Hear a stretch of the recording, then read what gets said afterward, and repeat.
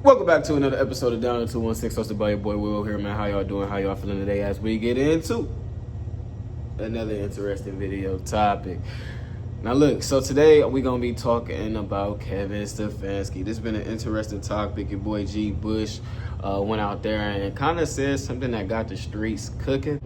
You know, Kevin Stefanski ain't developed nobody. You know, you can't name one player or one specific, quarterback specifically that has came in Kevin Stefanski's program and blossomed, out of it.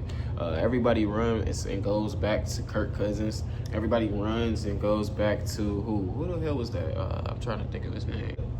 To get to the point that I was making, Kevin Stefanski ain't really developed nobody. It's kind of a fact. You know, if you really sit back and look at it, if we go from just his Cleveland Browns tenure here, he started off with Baker Mayfield. Baker Mayfield played good. He had a kind of a bounce back season, but Baker Mayfield was good in college. He was good his rookie year. You know what I'm saying? So now he had his low keys. One of his decent years were better years with Kevin Stefanski when we went 11-5. We lost in the playoffs. Like, that was a good version of Baker Mayfield.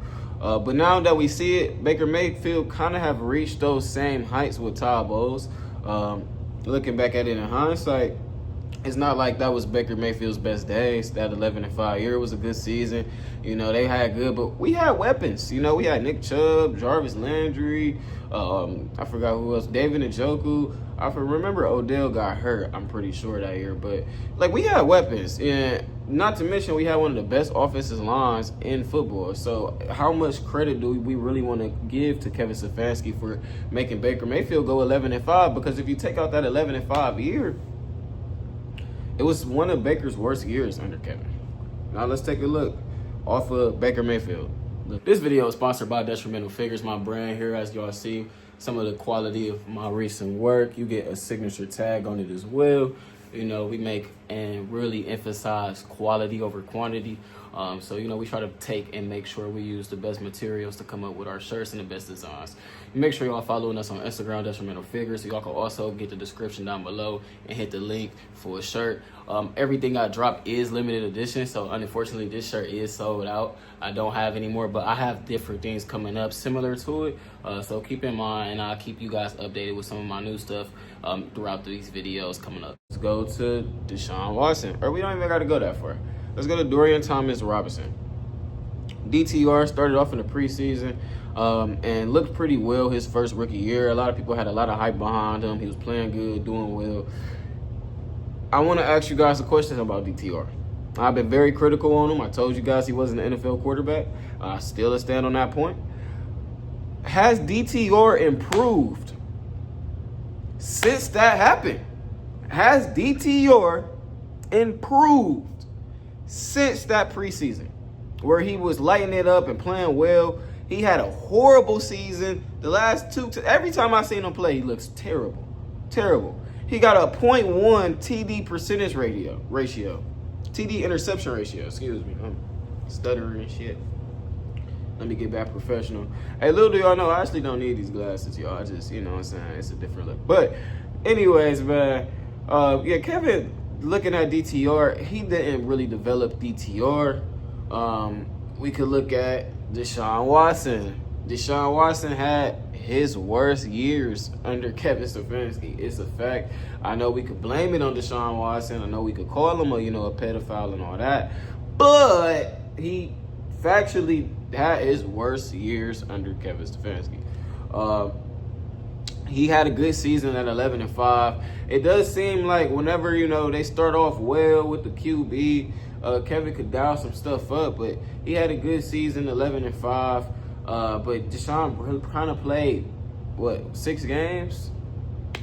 And 2 of those games he was injured. So how much credit do you really want to give to Kevin Stefanski for 3 games maybe? You know what I'm saying? Like,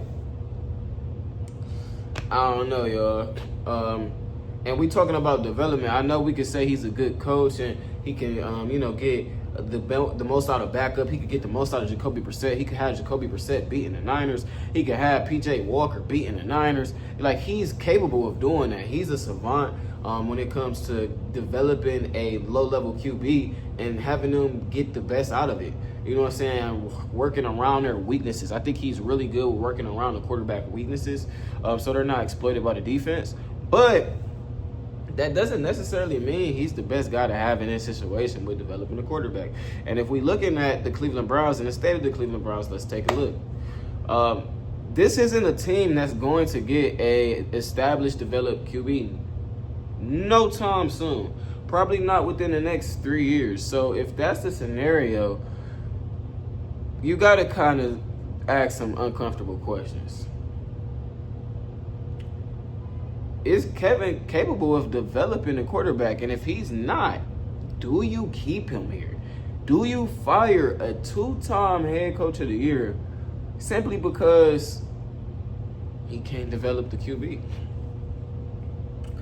I think we're going to get to a point where we're going to have that conversation, man. And I know that sounds a little unlogical, but I just want to put y'all down memory lane. Like, all right, if we get Archie Manning and he has a mid-year, Kevin got to go. Like, if we get a top QB and he doesn't play that well, it's still the same. If Shedeur Sanders, Dylan Gabriel, like, there's going to be like 7 quarterbacks at that time.